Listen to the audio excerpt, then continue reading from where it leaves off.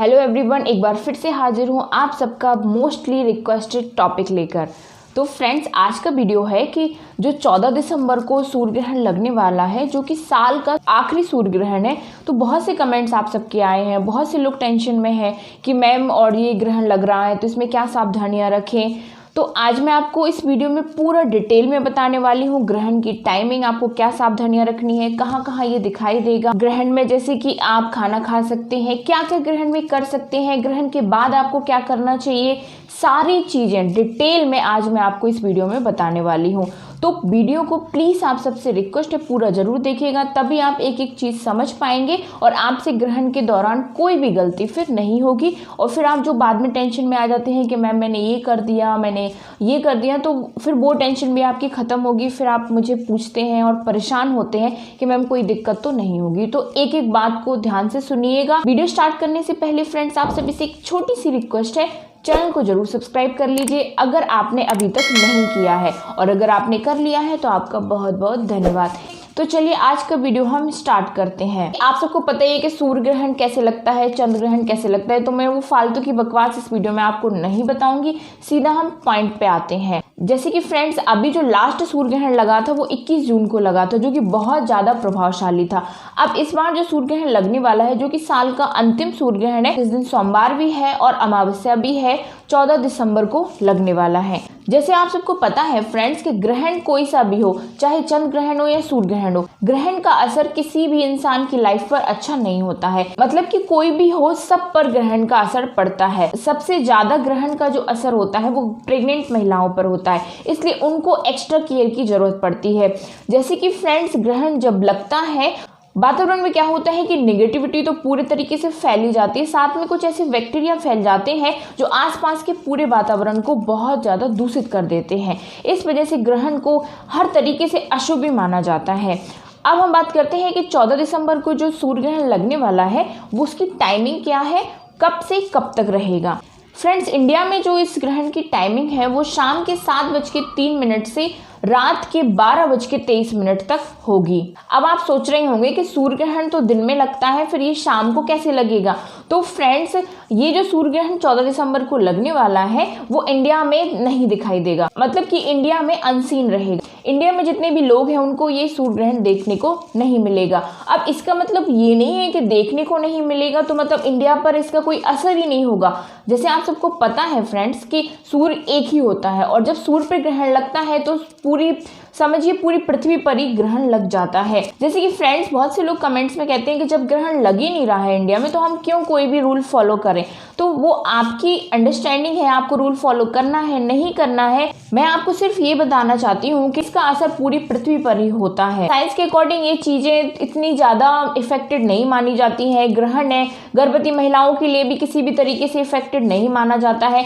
लेकिन क्या है कि हम तो पुराने टाइम से ही इन चीजों को अपनाते आए हैं, कुछ एक्सपीरियंस भी ऐसे रहे हैं, इस वजह से हमें ये उपाय ग्रहण के दौरान अपनाने पड़ते हैं। तो फ्रेंड, जैसे कि ये भारत में अनसीन है, मतलब ये दिखाई नहीं दे रहा है ग्रहण, तो इसका क्या होगा कि सूतक काल भी नहीं लगेगा। जैसे कि सूर्य ग्रहण के 12 घंटे के पहले सूतक काल स्टार्ट हो जाता है, जिस वजह से क्या होता है कि सूतक काल से ही सारे जो धार्मिक कार्य होते हैं, कोई भी शुभ कार्य होते हैं, वो वर्जित होते हैं, मतलब उनको करना मना होता है। लेकिन जैसे कि ये भारत में नहीं दिखाई दे रहा है तो आप कोई भी शुभ कार्य कर सकते हैं, पूजा पाठ भी मंदिरों में चलेगा, इसका सूतक काल मान्य नहीं होगा। लेकिन आपको सावधानियां जरूर रखनी है, क्योंकि आप प्रेग्नेंट है, आपसे जुड़ा आपका बच्चा है, इसलिए बच्चे की सेफ्टी के लिए आपको सावधानियां जरूर रखनी चाहिए, क्योंकि वातावरण में कुछ ऐसे बैक्टीरिया फैल जाते हैं। आपको ग्रहण के दौरान सावधानियां जरूर रखनी है। सूतक काल जब मान्य नहीं है तो सूतक काल में आपको टेंशन लेने की जरूरत नहीं है। सबसे पहली जो सावधानी है वो है कि आपको बाहर नहीं निकलना है। 7 बजे के पहले पहले आप अपने घर के जो बाहर के सारे काम है वो निपटा लीजिए। बाहर अगर आपको जाना पड़ता है, बाहर आपका किचन है, खाना पीना बनता है, तो आप खाना पीना 7 बजे के पहले ही बना लीजिए। 7 बजे तक बिल्कुल पूरे तरीके से फ्री हो जाइए। हो सके तो आप खाना खा भी लीजिए, क्योंकि जैसे ग्रहण में खाना पीना नहीं खाया जाता है, अशुभ माना जाता है। इस वजह से हो सके तो उस दिन जल्दी खाना खा लीजिए, कोई प्रॉब्लम नहीं है, वो आपकी हेल्थ के लिए और अच्छा है। इसलिए 7 बजे के पहले पहले खाना खा लीजिए। अगर बच्चे हैं घर में तो उनको भी खाना खिला दीजिए, हस्बैंड ने तो उनको भी खाना खिला दीजिए, आप भी खाना खा लीजिए और 7 बजे तक खाना पीना खा के अपने रूम में चले जाइए, क्योंकि 7:03 से ग्रहण की टाइमिंग है। इसके बाद खाना पीना खाने के बाद अगर कोई भी चीज़ आपकी बच रही है या फिर जो आप पानी ग्रहण के दौरान पीने वाली हैं, ग्रहण में आप पानी पी सकती हैं, कोई दिक्कत नहीं है, लेकिन आपको उनमें सब में तुलसी के पत्ते डाल देने हैं। तुलसी क्या होते हैं, एंटीबैक्टीरियल होती है। जो वातावरण में बैक्टीरिया फैलते हैं तो उनसे क्या होता है कि वो उस चीज़ पर असर नहीं कर पाते जिसमें तुलसी पड़ी होती है। इस वजह से आप जो भी चीज़ ग्रहण के दौरान सोच रहे हैं कि भूख लगेगी तो मुझे खानी पड़ेगी, वैसे बहुत लोग मानते हैं कि ग्रहण में नहीं खाना चाहिए, लेकिन ऐसा कुछ भी नहीं है। आपको भूख लगती है तो आप खा सकते हैं, लेकिन ध्यान दें कि उनमें आप तुलसी के पत्ते डालकर ही रखें, तभी उस चीज़ को आप खाएं। लेकिन कोशिश करना चाहिए कि ग्रहण के दौरान जो भी आप खा रहे हैं हल्का फुल्का ही कुछ ले, हैवी खाना आपको नहीं लेना चाहिए। जैसे रोटी सब्जी ये चीज़ें आपको नहीं खानी चाहिए, हल्का फुल्का खाना ही आपको खाना चाहिए। जैसे कि आप पहले से कटी हुई आप सलाद रख लें, सलाद आप खा सकती हैं, लेकिन ग्रहण के दौरान आपको किसी भी नुकीली चीज़ का इस्तेमाल नहीं करना है। ग्रहण के दौरान कोई भी सब्जी हो, फल हो, आपको काट के नहीं खाना है। अगर आप फल खा भी रही हैं ग्रहण में, बिना कटा हुआ ही आप फल खाएं। इसे आप ऑरेंज रख सकते हैं, इसे काटने की ज़रूरत नहीं है, आप आराम से खा सकती हैं। अगर आप एप्पल भी खा रही हैं तो भी आपको बिना कटा हुआ एप्पल ही खाना चाहिए। इस तरीके से आप करें, क्योंकि जैसे आप सबको पता है कि ग्रहण में नुकीली चीज़ों का इस्तेमाल नहीं करना चाहिए। चाकू, छुरी, सुई, धागा, इन चीज़ों का आपको इस्तेमाल नहीं करना चाहिए। आप जैसे कि दूध भी पी सकते हैं ग्रहण में, दूध में तुलसी के पत्ते डाल के रखिए। अगर आपका किचन आउटसाइड में है तो जो खाना पीना आपको ग्रहण के दौरान खाना है वो आप अपने कमरे में ही लाकर रख लीजिए। जिससे क्या होगा कि आपको बाहर नहीं निकलना पड़ेगा, और अपने कमरे की खिड़की दरवाजे भी आपको बंद रखने हैं अगर वो बाहर की साइड खुलते हैं तो, जिससे कि जो बाहर की रोशनी है या बाहर का जो हवा है वो आपके घर के अंदर ना आ पाए। अब इसके बाद जो सावधानी रखनी होती है कि जैसे ही ग्रहण स्टार्ट होने वाला होता है, 7 बजते हैं, 7 बजे आप कोई ऐसे रिजेक्टेड कपड़े पहन लीजिए जिनको आप फिर नहीं पहनना चाहते, उन कपड़ों को आप रिजेक्ट करना चाहते हैं। फिर ग्रहण खत्म होने के बाद, जैसे ग्रहण रात में 12:23 पर खत्म हो रहा है, तो सुबह उठकर आप अच्छे से नहा धो लीजिए और जो कपड़े आपने पहने थे उनको बिना धुले ही साइड में रख दीजिए। जैसे कि आपके घर में कोई कचरा लेने वाले आते हैं, उनको आप वो कपड़े दान कर दीजिए कुछ पैसों के साथ, ठीक है। इसके साथ ग्रहण शुरू होने से पहले आपको अपने पास एक नारियल रखना है। बहुत से क्वेश्चन मेरे पास आए कि मैम कौन सा नारियल यूज करना है, तो फ्रेंड्स आपको वो नारियल यूज करना है जो पूजा वगैरह में यूज होता है, भगवान को जो अर्पित किया जाता है वही नारियल आपको यूज करना है। अब ये भी क्वेश्चन आया था कि उस नारियल का ग्रहण खत्म होने के बाद क्या करना है, तो आप जब ग्रहण खत्म हो जाता है, जैसे कि रात में खत्म होगा, तो आप सुबह उठते ही उस नारियल को बहते हुए पानी में विसर्जित कर, या फिर अगर आपके पास कोई बहता हुआ पानी नहीं है तो आप उस नारियल को पीपल के पेड़ के नीचे भी रख सकते हैं, कोई दिक्कत नहीं है।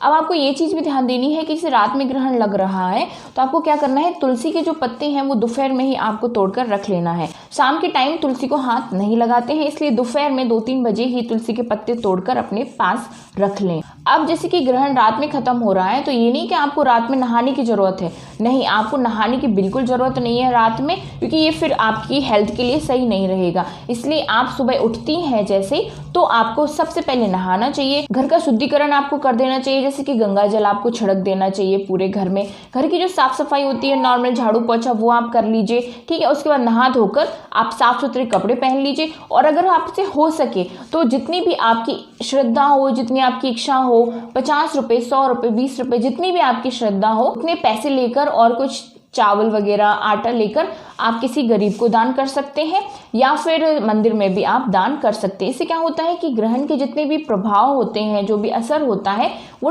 टल जाता है, और ग्रहण के बाद दान करना शुभ माना जाता है। एक और सवाल होता है आप लोगों के मन में, क्या ग्रहण में यूरिन पास कर सकते हैं? तो हाँ फ्रेंड्स, आप ग्रहण में यूरिन पास कर सकते हैं, कोई दिक्कत नहीं है। इसके बाद ग्रहण के दौरान आप टीवी देख सकते हैं, फ़ोन चला सकते हैं, कोई धार्मिक किताब पढ़ सकते हैं, या फिर आप भजन या आपका जो भी पसंदीदा म्यूजिक हो वो आप सुन सकते हैं। हो सके तो आप जैसे कि मंत्रों का जाप भी कर सकते हैं अगर आप कंफर्टेबल हैं। इसके साथ ही जैसे कि 12 बजे तक ग्रहण है तो आपको जगने की जरूरत नहीं है, जो आपकी सोने की टाइमिंग है उस टाइम आप सो सकते हैं, कोई परेशानी नहीं है। अगर आपका शरीर जवाब दे रहा है कि आप जग सकते हैं 12 साढ़े 12 बजे तक, तो आप जगिए, जैसा आपका मन करे आप वैसा करिए, लेकिन इसमें आपको घबराने की जरूरत नहीं है, क्योंकि इससे कोई प्रभाव नहीं पड़ता है आपके बच्चे पर अगर आप ग्रहण में सो जाती हैं तो। मेरे टाइम भी काफ़ी ग्रहण पड़े, जब मेरी दोनों प्रेगनेंसी थी, रात में भी पड़े, दिन में भी पड़े, तो मैं तो अपनी फुल नींद जो मैंने लेती थी वो मैंने ली ग्रहण में। ये नहीं कि मैं जाकर भजन कर रही हूँ, कीर्तन कर रही हूँ, वो नहीं हुआ मेरे से, मैंने नहीं किया, मैं तो अपना सो गई रात में, तो कोई दिक्कत नहीं है, तो आप भी सो सकते हैं। कई लोगों के घर में ये होता है, आप ही लोगों ने मुझे कमेंट से बताया हुआ है कि मैम हमारे यहाँ तो खड़ा रखते हैं, हमें पूरे ग्रहण के दौरान बैठने नहीं देते हैं, लेटने नहीं देते हैं, कहते हैं वॉकिंग करते रहो। ऐसा आपको कुछ नहीं करना है। इन फालतू के नियम को मानने की बिल्कुल ज़रूरत नहीं है। जितना आपसे हो सके उतने नियम ही आपको फॉलो करने चाहिए जितना आपका शरीर जवाब दे। आप अपनी सही पोजीशन में सो जाइए, जैसे कि आप लेफ्ट साइड करवट करके सो जाइए, जैसे आप कंफर्टेबल है वैसे आप सो सकते हैं। इसमें कोई दिक्कत वाली बात नहीं होती है। लेकिन जो ये माना जाता है कि ग्रहण का पूरा टाइमिंग आपको खड़े रहना है, वॉकिंग करना है, ऐसा आप कुछ मत कीजिए। इसीलिए मैं सिर्फ आपसे यही कहना चाहती हूँ, अपने आप को तकलीफ देकर ऐसा कोई भी नियम का पालन ना करें जिससे आपको दिक्कत हो। बस ग्रहण के दौरान अच्छा सोचें, अपने भगवान का नाम लें, अपने बच्चे के बारे में सोचें, अपने बच्चे से बात करें उस दौरान। कि 5 महीने के बाद बच्चा बाहर की सारी चीज़ें सुनना स्टार्ट कर देता है। पॉजिटिव सोचिए, अच्छा सोचते हैं ना हम, तो उससे भी ज़्यादा अच्छा होता है। इसलिए आप अपने पूरे ग्रहण टाइमिंग में शांति से रहिए। कोई टेंशन लेने की आपको ज़रूरत नहीं है, क्योंकि टेंशन लेते हैं तो सीधा इफेक्ट आपके बच्चे पर जाता है। इसलिए ये चीज़ आप ध्यान रखिए। ग्रहण आराम से निकल जाएगा, कोई दिक्कत वाली बात नहीं है। तो आपको केवल अच्छा ही सोचना है, बस इतना ही आपको काफ़ी है। ये नियम ग्रहण के दौरान ही केवल आपको अपनाने हैं। इसका सूतक काल नहीं है, तो सूतक काल में आपको टेंशन लेने की बिल्कुल भी ज़रूरत नहीं। उन लोगों से हाथ जोड़ के विनती है जो वीडियो में निगेटिविटी फैलाते हैं, कोई नियम मानने की ज़रूरत नहीं है, ग्रहण दिखाई नहीं दे रहा है, तो प्लीज़ आप वो निगेटिविटी मत फैलाइए। आई होप फ्रेंड्स आपको ये वीडियो बहुत अच्छा लगा होगा, पसंद आया होगा, और इन नियमों का जरूर फॉलो कीजिएगा ग्रहण के दौरान, जिससे आपको आगे कोई भी परेशानी नहीं होगी। सभी महिलाओं के बच्चे घर में स्वस्थ हों, सुरक्षित हों। चलिए फ्रेंड्स, आज की वीडियो में इतना ही। मिलते हैं अब अगले वीडियो में। नेक्स्ट वीडियो जिस टॉपिक पर भी आप चाहते हैं वो मुझे कमेंट्स बॉक्स में ज़रूर बताइएगा। तो चलिए, bye bye, take care, thank you so much.